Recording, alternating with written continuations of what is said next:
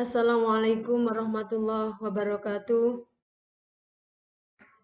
Puji syukur Alhamdulillah atas limpahan rahmat Allah yang mana kita masih diberi kesempatan untuk bisa melaksanakan ibadah di bulan Ramadan yang penuh berkah ini. Dan pada kesempatan kali ini kita SMA Gondang melakukan kegiatan Pondok Ramadan meskipun dalam kondisi pandemi kita laksanakan secara daring. Mudah-mudahan meskipun dengan cara daring ini tidak mengurangi makna dari Pondok Ramadan yang biasanya kita lakukan secara tatap muka. Pada kesempatan kali ini, saya mendapat kesempatan untuk mempelajari atau untuk membahas atau mereview kembali tentang masalah sholat. Namun di sini, sebelumnya saya mohon maaf, bukan berarti di sini saya yang berbicara di sini sholatnya lebih baik daripada kalian. Mari kita belajar bersama-sama untuk mereview apa yang sudah kita lakukan setiap harinya. Selanjutnya anak-anak, sebagai motivasi awal, ada pertanyaan dari saya, sudah sholatkah kalian? Atau sudah lengkapkah sholat kalian? Semoga semuanya sudah lengkap 5 waktu. Sebelum saya lanjutkan materi ini, anak-anak, tolong ini nanti apa yang saya jelaskan silakan dibuat resume ya untuk sebagai tugas pada jurnal Ramadan yang diberikan oleh guru PAI. Apa itu sebenarnya sholat? Di sini secara bahasa, secara istilah, dan menurut hakikatnya. Secara bahasa, sholat bermakna doa atau permohonan. Jadi, ketika kita melakukan sholat sebenarnya adalah berdoa. Sedangkan secara istilah, sholat merupakan suatu ibadah wajib yang terdiri dari ucapan dan perbuatan yang diawali dengan takbiratul ihram dan diakhiri dengan salam dengan rukun dan persyaratan tertentu.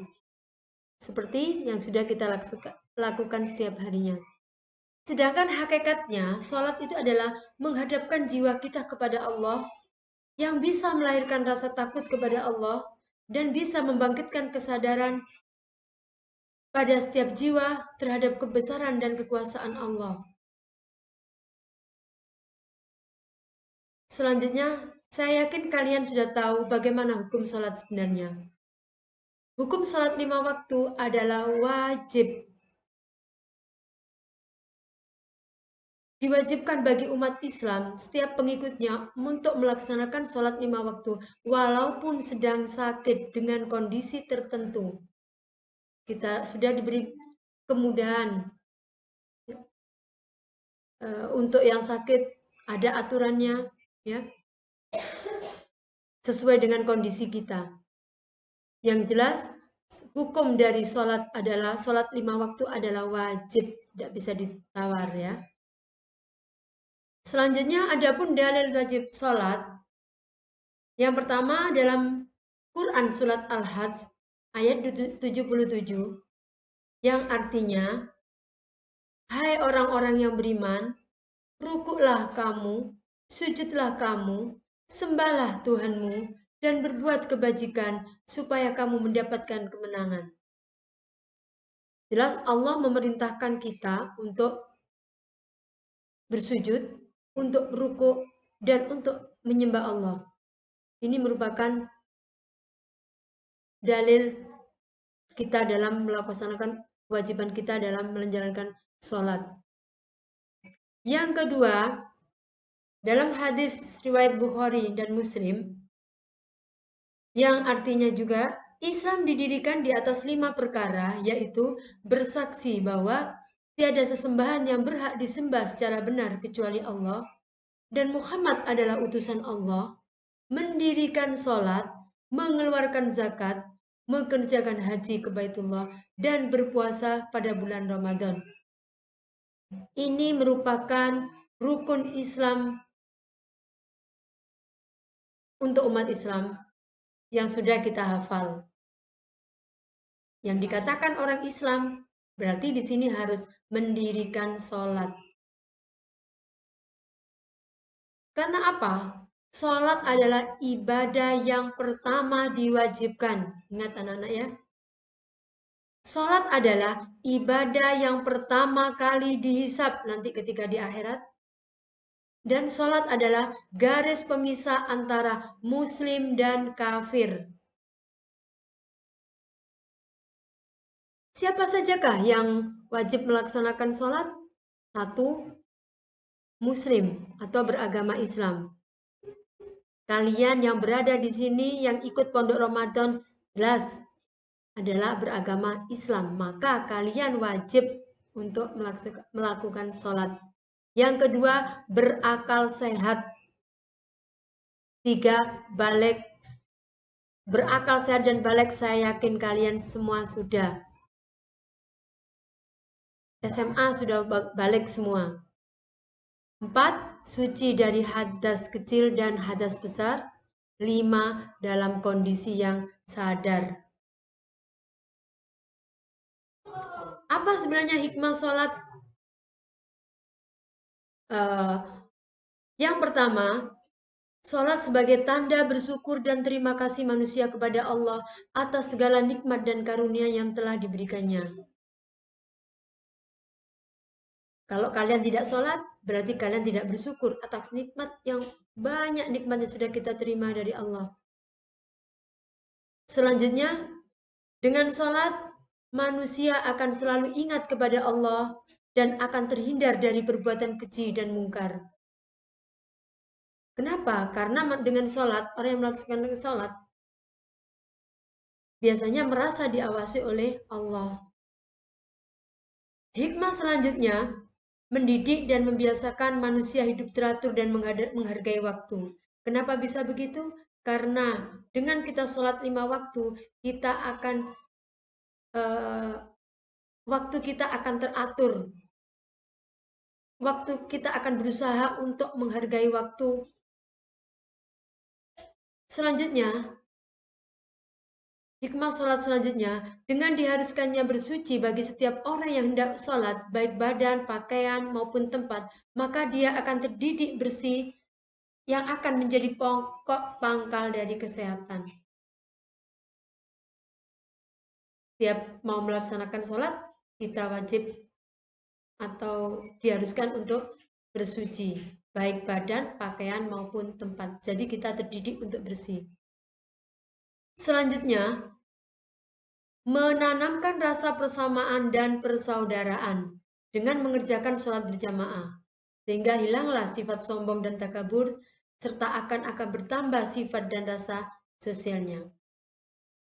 Yang terakhir, sewaktu sholat manusia selalu memohon petunjuk dan perlindungan serta bertawakal, menyerahkan diri kepada Allah, maka akan lega dan aman, tentramlah pikiran dan akan hilang, lenyaplah segala kebimbangan dan kegelisahan jika kita bisa melaksanakan atau menikmati sholat itu dengan sebaik-baiknya. Hikmah yang lainnya masih banyak anak-anak. Di sini saya hanya mengambil 6 bagian. Selanjutnya, ancaman bagi orang yang meninggalkan sholat. Mungkin di dalam Al-Quran banyak ya, tapi di sini saya mengambil 3 dari Al-Quran dan 2 dari sabda Nabi.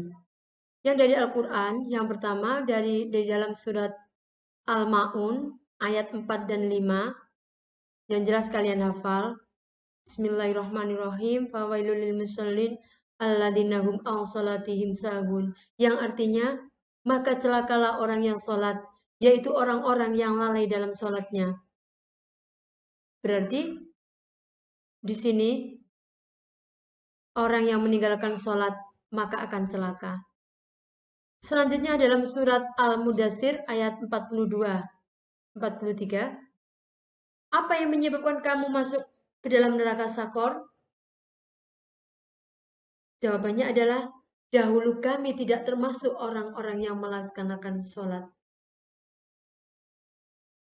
Maka anak-anak ya, supaya kita tidak sampai naudzubillah masuk dalam neraka Sakor, lakukan sholat. Selanjutnya dalam surat Maryam ayat 59, maka datanglah sesudah mereka pengganti yang menyia-nyiakan sholat dan memperturutkan hawa nafsunya, maka mereka kelak akan menemui kesesatan. Selanjutnya dalam sabda Nabi yang intinya, barang siapa luput sholat asar, maka amal ibadahnya akan dihapus. Bayangkan di sini, hanya luput sholat asar saja, amal ibadahnya seluruhnya akan dihapus. Apalagi tidak melaksanakan sholat.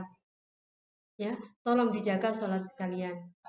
Dalam sabda Nabi yang lainnya, barang siapa meninggalkan sholat, maka sesungguhnya ia telah kafir.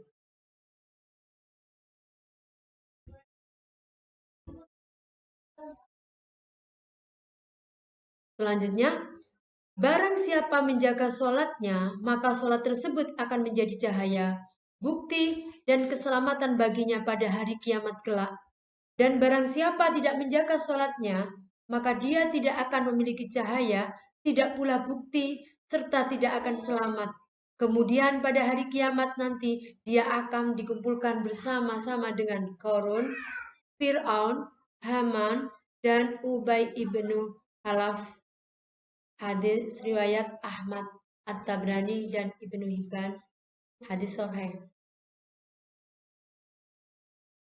Berikutnya anak-anak, di sini saya mempunyai video singkat TikTok yang berjudul "Jika tidak sholat, amalmu cuma sia-sia".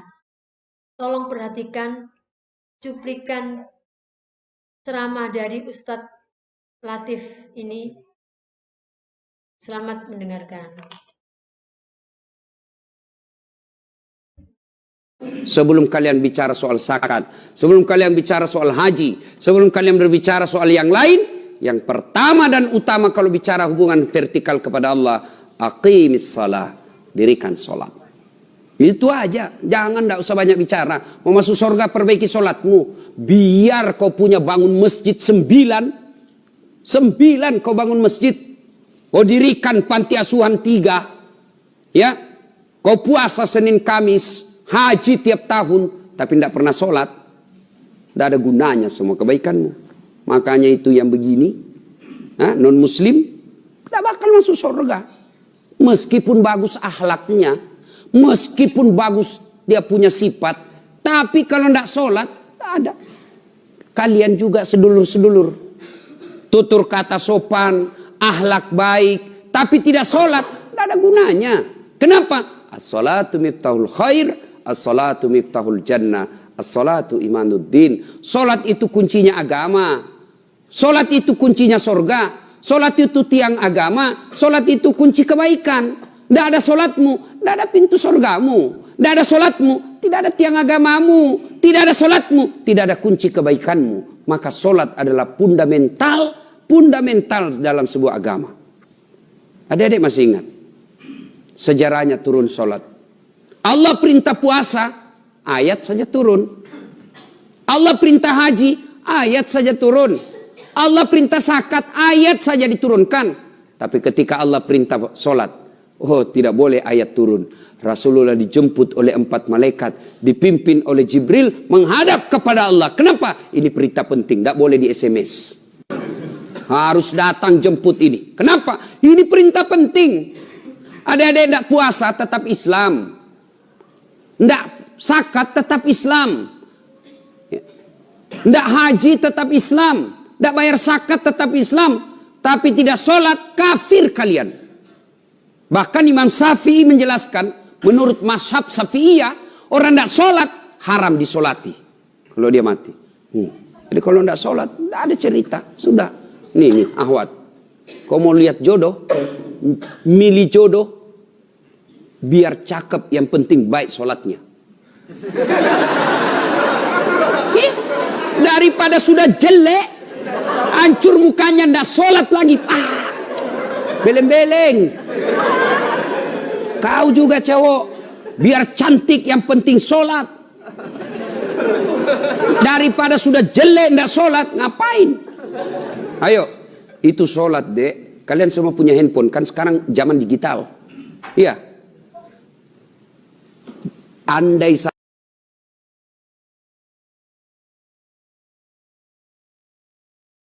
mudah-mudahan ceramah singkat dari Ustadz Latif tadi bisa kita jadikan motivasi kita untuk tidak menyia-nyiakan atau menyepelekan sholat, terutama untuk generasi milenial saat ini. Demikian review materi sholat yang bisa saya sampaikan. Jika ada salahnya, semoga Allah mengampuni. Semoga yang sedikit bisa bermanfaat. Ya, dan saya ucapkan terima kasih atas segala perhatian anak-anak. Dan semoga apa yang kita lakukan di bulan Ramadan ini diterima oleh Allah Subhanahu wa Ta'ala, dan kita akan dipertemukan lagi pada Ramadan berikutnya. Akhirul kalam, wassalamualaikum warahmatullahi wabarakatuh.